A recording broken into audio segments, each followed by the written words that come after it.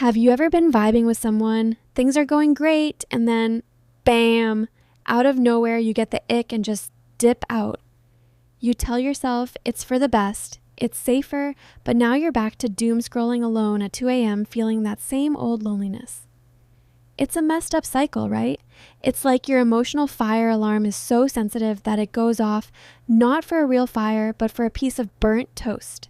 You want that main character connection, but the second someone gets close enough to see your messy room or hear your niche interests, you hit the eject button. If you've ever chosen the comfy, predictable pain of being alone over the terrifying risk of letting someone actually see you, this video is your sign.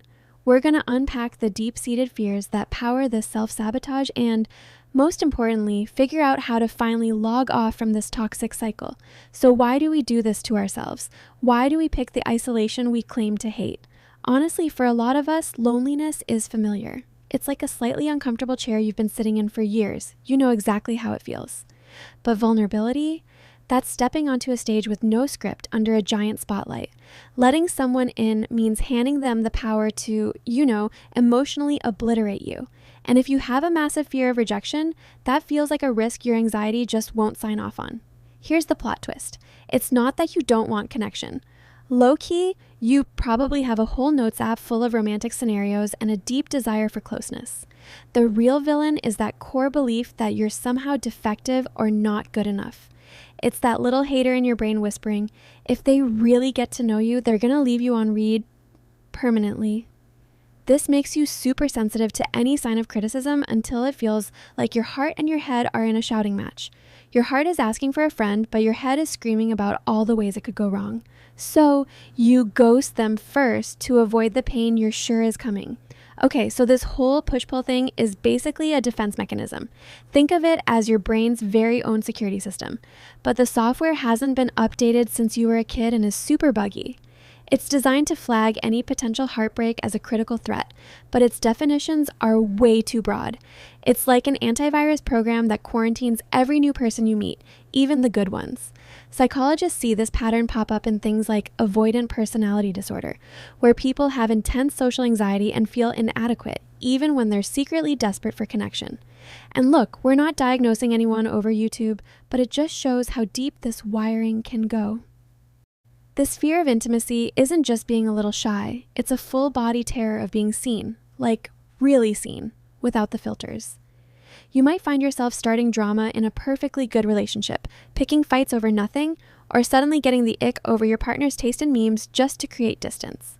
It's like throwing down smoke bombs to obscure the view so no one can get a clear look at you. It's not a conscious plan to ruin things. It's your brain's outdated programming running on autopilot to save you from what it thinks is guaranteed pain. That protective shield might have been useful once, but now it's the very thing trapping you in the loneliness you want to escape. If any of this is feeling a little too real, go ahead and hit the like button. It's like a silent virtual nod that says, yeah, I get it. Plus, it tells me we need to talk about this stuff more, and it helps the algorithm push this video out to other people who might be feeling totally alone in this struggle. So how do you even begin to break a cycle that feels this automatic? The first step is not what you think. It's not about forcing yourself to go to a bunch of awkward social events. It's about practicing awareness and self-compassion. So instead of roasting yourself for pulling away again, get curious about it. When you feel that urge to ghost, just pause. Acknowledge that a part of your brain is just trying to protect you from what it thinks is a threat. This is where something like mindfulness is a total game changer. It helps you watch that wave of social anxiety come, almost like you're a scientist observing a storm from inside a safe bunker. You can see it and feel its power, but you don't have to get swept away by it. And its partner in crime here is self-compassion. This just means learning to be your own lawyer, presenting evidence against that inner critic who insists you're too much or not enough.